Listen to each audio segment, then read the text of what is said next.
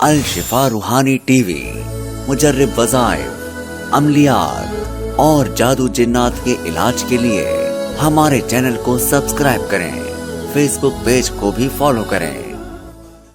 اعوذ باللہ من الشیطان الرجیم، بسم اللہ الرحمن الرحیم۔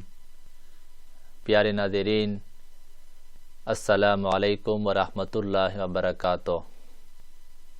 پیارے ناظرین و سامعین، آج کا میرا یہ عمل حاسدین کے حسد اور ان کے شر سے حفاظت کے بارے میں ہے۔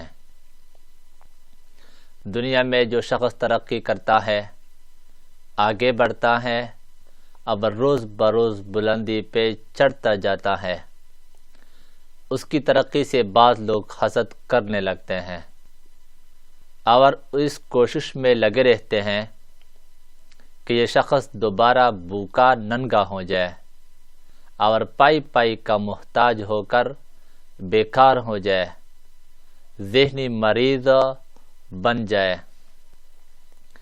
اس کا علاج اور حاسدین کے حسد سے بچنے کا طریقہ یہ ہے کہ نماز، روزہ، حج، زکوٰۃ ادا کرنے پر پابندی کریں، اللہ کے دیے ہوئے رزق میں سے صدقہ خیرات کرتا رہے، ہر شخص سے ہنس کر ملے اور کسی سے تلخ کلامی نہ کرے۔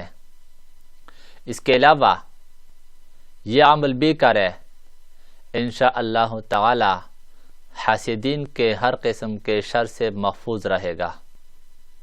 عمل یہ ہے کہ اول اور آخر 11 مرتبہ درود شریف پڑھے۔ درود شریف درود ابراہیمی بھی پڑھ سکتا ہے اور اس کے علاوہ بھی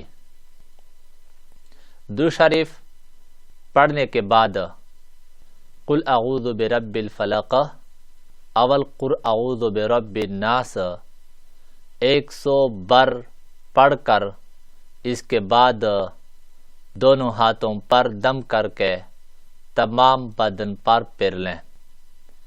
انشاءاللہ تعالی اللہ تعالی کے فضل و کرم سے اور اس عمل کی برکت سے حاسدین کے حسد اور ان کے شر سے مکمل طور پر محفوظ ہو جائے گا۔